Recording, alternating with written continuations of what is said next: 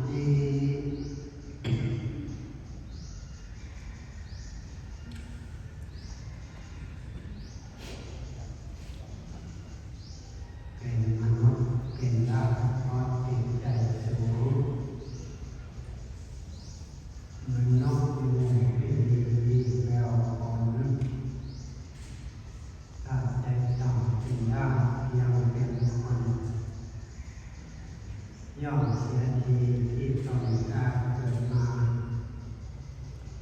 เป็นมนุษย์สุดแสนดีมีโอกาส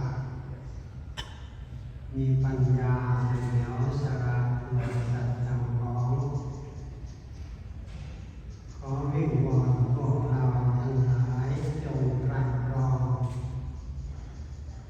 ยึดคันลองความเป็นธรรมนำจิตใจปฏิบัติธรรมเรียนธรรมเป็นธรรมะเรียนเพื่อละทุกข์ใจไม่ท้อถอยยิ่งเรียนลองที่ความทุกข์ยิ่งเข้าลอยจะต้องมีสติไม่เลื่อนลอยมองให้เห็นตามเป็นจริง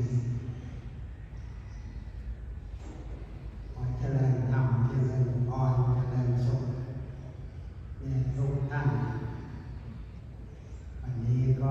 ถือเป็นวันที่12ของเดือนมกราคมวันที่12ถึงวันที่16ที่เราถือว่าเราได้มีส่วนมาร่วมกันบูชาพระคุณผู้มีอุปการะคุณและเราก็ยังได้มีโอกาสมามีส่วนพบปะได้สร้างความคุ้นเคยและก็ได้มีส่วนได้แลกเปลี่ยนความคิดความเห็นในการที่จะยกสภาวะสถานะเป็นส่วนหนึ่งของความเป็นมนุษย์ที่เราเรียกว่าธรรมอันยิ่งธรรมนอกนี้ทุกๆปีเรามีคนมาร่วมกันหรือว่าเราได้ให้ความสำคัญต่อผู้การีผู้ทำหน้าที่ให้อุปการะกรท่านได้มีส่วนแนะนำสั่งสอนให้เราได้มีส่วนนำมาทำหน้าที่ประพฤติปฏิบัติละจากความชั่วและมามีส่วนส่งเสริมด้านความดีหรือว่ามันเป็นวิถีในการที่จะเดินไปสู่ความเป็นผู้มีความสมบูรณ์ของความเป็นผู้เรียกว่ามนุษย์สัตว์ประเสริฐเรามารวมปฏิบัติธรรมเราต้องมีส่วนควบคุมอย่างน้อยก็ต้องมีการสมทานที่เราเรียกว่าสมทานรักษาจัญญามารยาทอันมีส่วนกับการทำหน้าที่รักษากายกิริยามารยาททางกายให้เป็นไปในลักษณะเรียกว่าอิริโอตปธรรมเป็นส่วนประกอบถ้าเรามีความละอายต่อความชั่วเราจะทำด้วยความรู้สึกเรียกว่าระมัดระวังอยู่ในรูปแบบไม่ประมาทมันก็จะทำให้เกิดความรู้สึกมีความสงบมีกายกิริยาแสดงออกก็เป็นจัญญามารยาทของผู้เรียกว่าผู้มีคุณความดีเป็นส่วนประกอบวาจาที่เรามีสิทธิ์หยิบยื่นในการแสดงออกในการอยู่ร่วมกันเราก็ถือเอาหลักของความยำเกรงความอ่อนน้อมเป็นหลักถ้าเรามีความยำเกรงความอ่อนน้อมเราจะมีส่วนใช้สื่อภาษามันก็เป็นที่มาของมิตรภาพเป็นที่มาของความเคารพในการอยู่ร่วมกันที่ปาฏิญาณทุกท่ออันนี้ก็เป็นส่วนหนึ่งฉะนั้นมารยาทเหล่านี้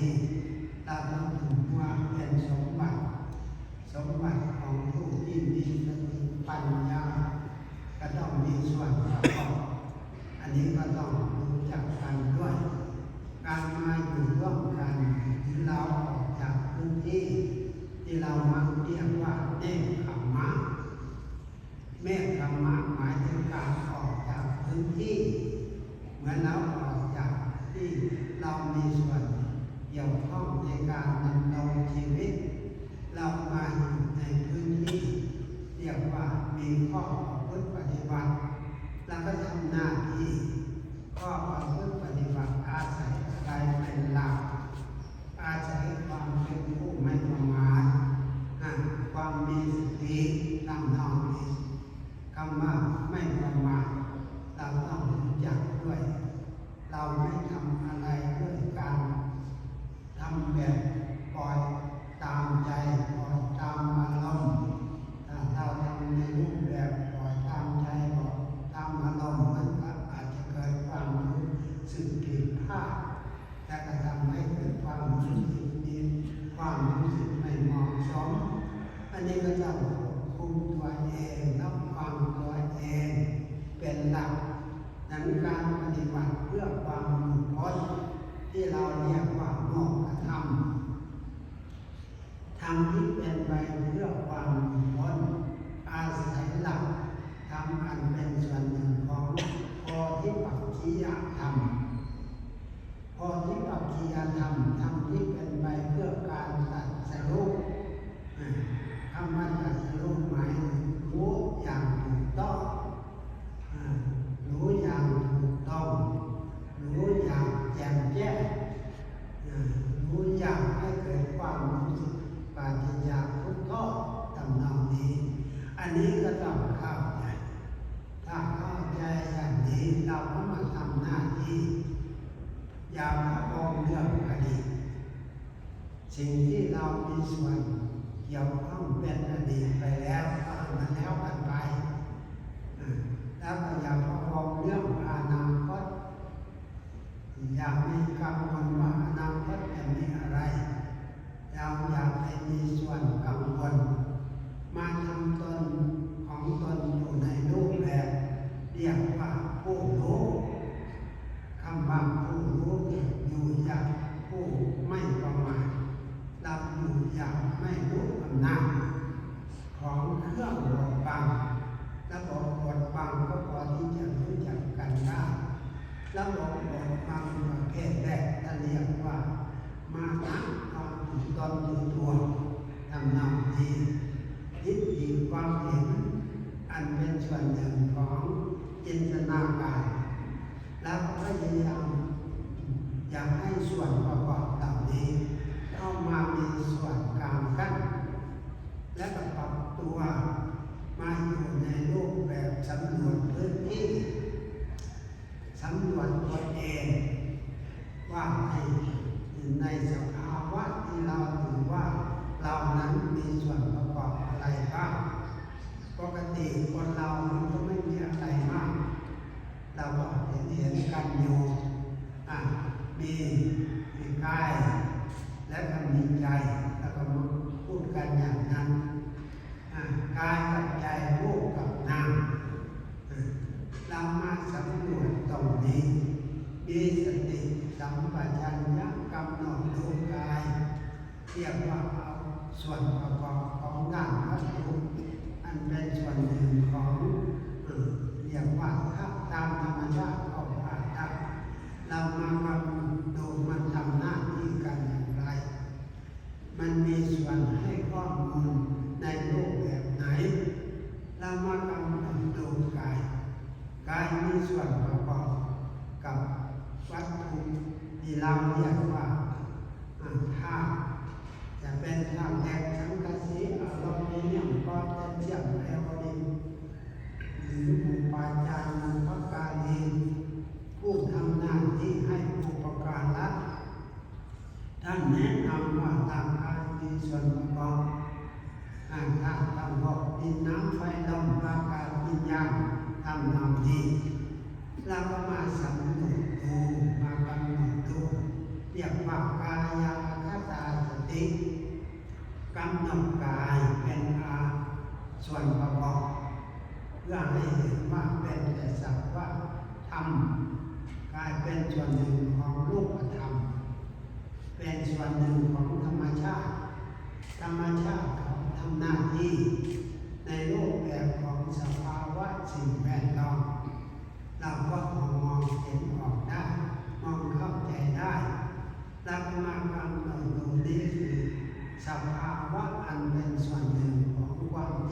ของความเป็นธรรม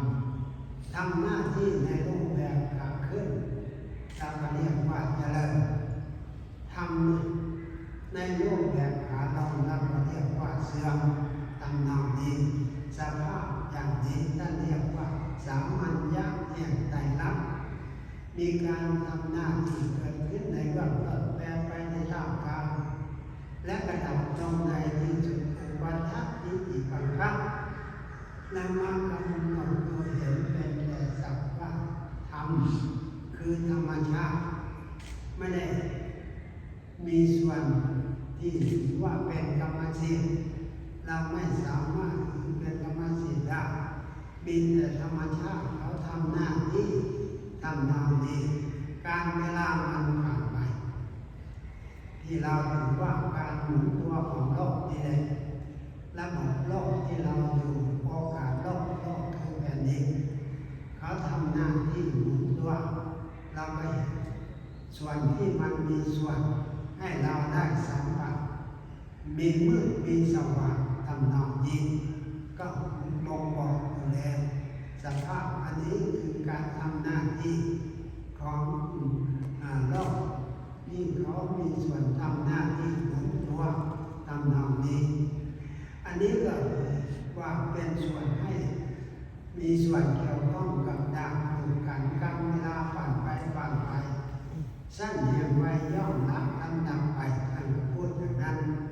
ทำให้มากำหนดพิจารณาคลายความรู้สึกในรูปแบบเรียกว่าเราแยกเรียกว่าของเราทำนองนี้เราจะเห็นว่าเป็นแต่สักว่ากาย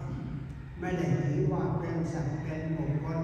เป็นส่วนหนึ่งของธรรมที่เขาทำหน้าที่ปรับตัววางตัวให้เกิดความรู้สึกมีลักษณะมีความสงบสงบถ้าเรามีความรู้สึกวางลงได้ท่านเรียกว่ากายวิเวกคือสงบกายไม่ได้ถือว่ามีอะไร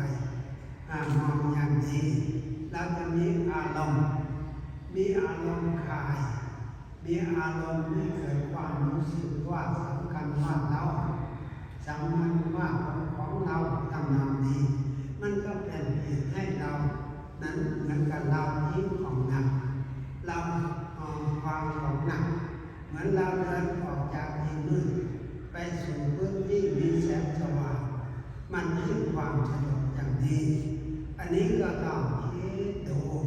ต้องใครควรดูแต่ต้องดูถ้าเรามีส่วนใดต้องรอบคอบและก็ยอมรับจนเป็นเหตุลดระบบอันเป็นส่วนหนึ่งของเครื่องปดบังออกได้ประเภทเครื่องบังเหล่านั้นท่านเรียกว่าอุปสรรค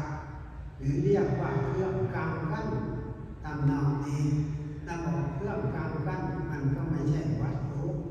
แต่ว่ามันเป็นส่วนหนึ่งของความรู้สึก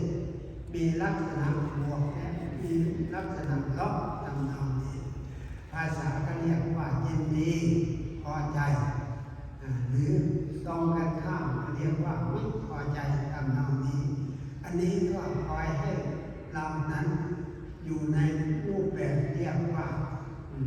มีความรู้สึกมีความสงบมีความสงบกายและสงบใจด้วยจะทำให้เราอยู่ในรูปแบบเรียกว่าเหมือนกับว่าเราอยู่ในพื้นที่ว่างเราอยู่ในพื้นที่โล่งมันเป็นอิสระจะยืนจะเดินจะนั่งจะนอนจะมีส่วนเกี่ยวข้องกับระบบการมีส่วนกับการทานการพบการฉันทุกอย่างเราเห็นเป็นแต่สักว่าเรียกว่าถ้าตามธรรมชาติตำนองนี้มันก็คอยไม่ให้เกิดความรู้สึกในรูปแบบเรียกว่าวิตกกังวลตามนองนี้อันนี้ก็ต้องเข้าใจกันดังความมีสติเราเป็นสัตว์สังคมน้ำมันสภาพสิ่งแวดล้อมสังคมก็ไม่ใช่ว่าเราไม่ได้มีส่วนเกี่ยวข้องกับอะไรอย่างน้อยสภาพสิ่งแวดล้อมส่วนประกอบที่จะทำให้เกิดความรู้สึกก กับสภาพสิ่งแวดล้อมที่เราถือว่ามันเป็นส่วนหนึ่งของระบบเรียกว่าระบบประสาทระบบทางทวารหมายทางผ่านไม่ใช่ทวารนำทวารเมา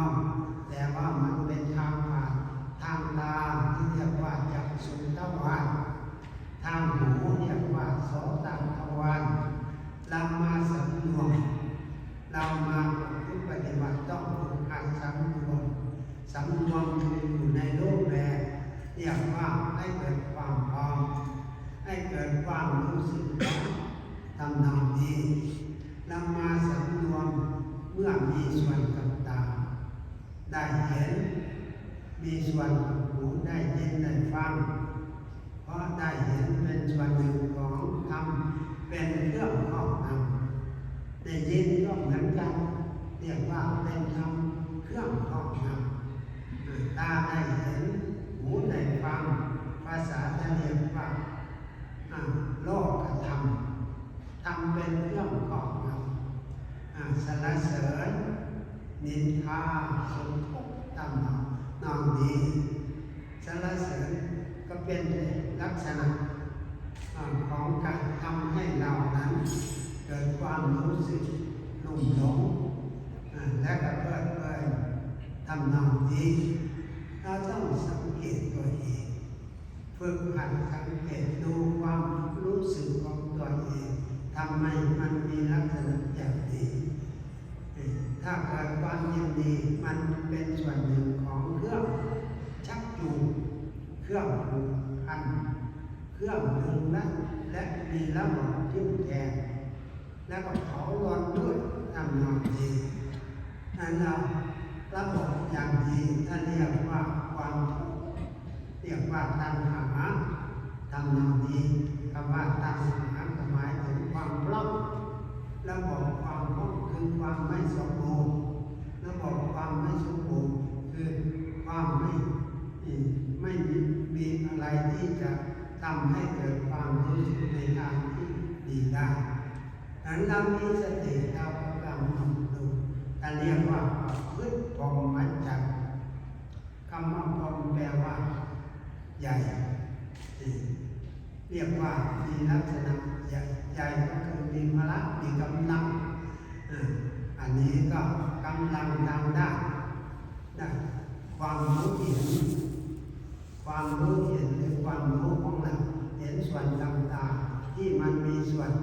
แล้วก็มีส่วนเห็นความจริงของมันอีกด้วยความจริงของมันไม่ได้อยู่ที่อื่นแต่เรียกว่าสามัญญะแห่งไตรลักษณ์ภาษาหนึ่งท่านเรียกว่าวิปัสสนารู้เห็นตามความเป็นจริงอย่างแจ่มแจ้งถูกต้องและก็เที่ยงตรงแล้วก็เราจะได้สลัดออกเราจะได้วางออกอยู่อย่างเรียกว่าสมณะผู้มีความสงัด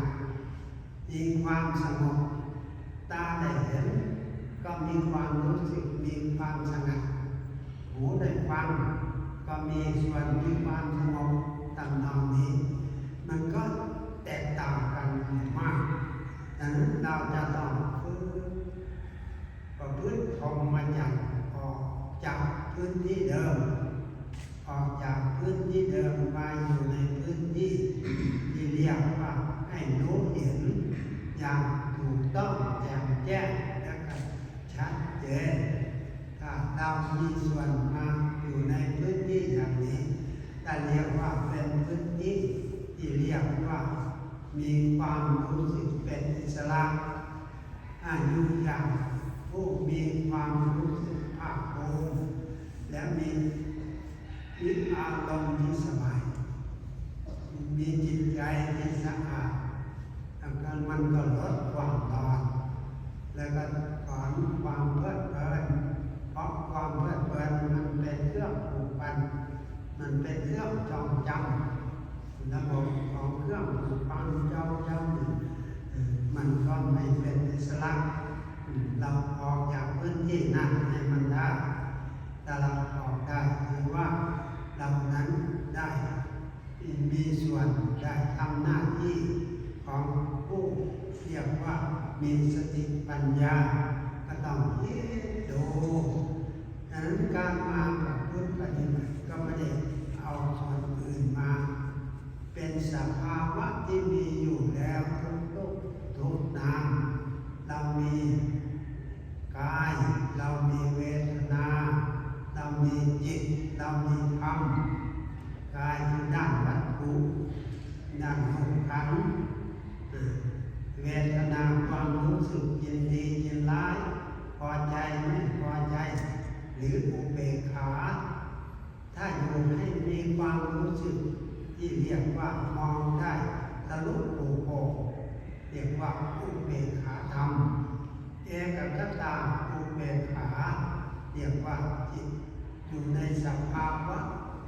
ที่เรียกว่ามีความเป็นอิสระความวางตนอยู่ในรูปแบบไม่ถูกกดบังด้วยความยินดียินร้าย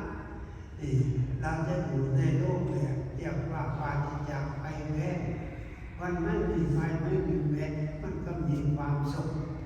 เรามาตั้งสติกำหนดดูจุดนี้และอีกประเภทหนึ่งท่านเรียกว่าจิตไม่มีโลกไม่มีลาภแต่ว่ามันมีส่วนเกี่ยวข้องบางครั้งบางคราวมันมีรับวัตถุหรือมีสิ่งชั่วข้อนเช่นจิตประกอบไปด้วยความโกรธจิตประกอบไปด้วยความโลภจิตประกอบไปด้วยความหลงอันเรียกว่าอกุศลจิตภาษาเรียกว่าอกุศลจิตอกุศลคือจิตเศร้าหมองจิตอยู่ในสภาวะมีความทุกข์จิตแต่อักสังคิริเถทุกขติปฏิกังขาแต่จิตใจเศร้าหมองอารมณ์ขุ่นเคืองทุกขติคือความทุกข์นั้นมันมีส่วนอย่างนี้อันนี้ก็ต้องรู้กันดูว่ามันเป็นอะไรกันที่ตรงนี้มีอะไรที่ตรงนี้เราก็พยายามดูให้มันชัดเจนเป็นแต่สักว่าความรู้สึกถ้าจิตสะอาดอารมณ์สบายจิตมีความรู้สึกจิตมีความสุขเรียกว่ามีอารมณ์ดีดังนองดีถ้าอารมณ์ดีก็เรียกว่าสวรรค์จิตเตสังคิริเถสุขติปฏิกังขาจิตสะอาดอารมณ์สบายเรียกว่าจิตมีความรู้สึกปราศจากมีความรู้สึกอย่างนี้อันนี้ก็ต้องคิดต้องเด็ดอีกอันหนึ่งท่านเรียกว่าธรรมสังคตธรรมเราอยู่ในฐานะเรียกว่าสังคตธรรมธรรมมีลักษณะของการปรุงแต่งระบบปรุงแต่งมันก็เหมือนกับว่าของที่ยังไม่อยู่ในรูปแบบบริสุทธิ์ปรุงเรื่องดีก็ได้ปรุงเรื่องชั่วก็ได้ปรุงให้หัวเราะร้องไห้ก็ได้ปรุงให้รักให้พอใจก็ได้ตำนองนี้ระบบอย่างนี้เรียกว่าเป็นระบบอย่างอยู่ในรูปแบบอย่างไม่พร้อมเรียกว่าผู้เยาว์หรือผู้ชนหรือเหมือนกับดวงตาที่มันมีส่วนไม่บริสุทธิ์ไม่สว่างตำนองนี้อันนี้ก็มองดูกันบ้างแต่เรามามองดูตรงนี้ท่านเรียกว่าเป็นระดับจะต้องอยู่ในลักษณะเรียกว่าต้องปรับปรุงต้องมีส่วนส่งเสริมให้เข้าสู่คันลองสังคตธรรมธรรมที่ไม่มีลักษณะปรุงแต่งไม่ยินดีไม่ยินร้ายไม่ชอบเหมือนกับหลวงปู่ท่านให้ข้อมูลว่าสิ่งที่มีส่วนเป็นประโยชน์มันอยู่นอกสู่เหนือทุกตำนองนี้ยอมดำเหนือขาวตำนองนี้ก็คิดดูไก่ควันโอมันคืออะไรเรียกว่าอสังคตธรรมไม่มีลักษณะถูก มีอะไรมามีส่วนบดบังอยู่ในพื้นที่สะอาดเรียกว่าว่างทำนองนี้คำว่าว่างคือมันปลอดโปร่งมันโล่งทำนองนี้อันนี้ก็ต้องดูไม่ได้อยู่ที่อื่นนั้นความมีสติของเราถือว่ามันมีโอกาสส่งเสริมให้เกิดความรู้สึกเรียกว่ามีพลังเพราะถือว่ามันเป็นธรรมที่ทำให้เกิดความรู้สึกสำเร็จได้คนมีพลังมันไม่มีอะไรมีปัญหาคำว่าหนักมันก็ไม่มีคำว่าได้มันก็ไม่มีคำเสียมันก็ไม่มีตามนองนี้อันนี้ก็ต้องคิดดูกันบ้างดังนั้นการปฏิบัตินั้นควรที่จะมีส่วนมาส่งเสริมเพราะเราถือว่าเป็นส่วนหนึ่งของสัตว์ประเสริฐสัตว์ที่มีส่วนของความพร้อมที่จะมีส่วนให้เกิดความรู้สึกเรียกว่าในทางที่เป็นประโยชน์และมาฝึกมาหัดกันการฝึกการหัดภายนอกเราก็ยังทำกันได้วัตถุภายนอกที่เราสรรสร้างขึ้นมาและเราก็ยังวิ่งตะปุกไม่ทันเหมือนกับเราตะปุกนอนไม่ทันสักทีอันนี้ก็เหมือนกันลักษณะสรรสร้างขึ้นมาในลักษณะให้เกิดความรู้สึกยินดีพอใจมันก่อนไม่มีที่สิ้นสุดหาที่สิ้นสุดไม่ได้อันนี้ก็ถือว่ามันเป็นส่วนหนึ่งเรียกว่าโลกเรียกว่าปัญญาแบบชาวโลกปัญญาแบบไม่ใช่ปัญญาแบบโลกียะมันเป็นโลกียะปัญญาไม่ใช่โลกุตระปัญญาถ้าปัญญาที่เรียกว่าโลกุตระมันพ้นไปจากส่วนประกอบเหล่านี้มันแตกต่างกันคนละอย่างทางเราที่ก็ต้องคิดต้องเดินกันดังนั้นโอกาสคือว่าเรามีส่วนมาบูชาพระคุณของบุพการีผู้ที่มีส่วนได้ทำอุปการะให้เราได้เห็นร่องรอยเราก็มีส่วนมาปฏิบัติทำหน้าที่ส่งเสริมกันและก็ยังมีส่วนหยิบยื่นให้เป็นประโยชน์กับคนละบุตรลูกหลานและก็มีส่วนให้โลกได้สัมผัสกันบ้างว่าเรามีส่วนอย่างนี้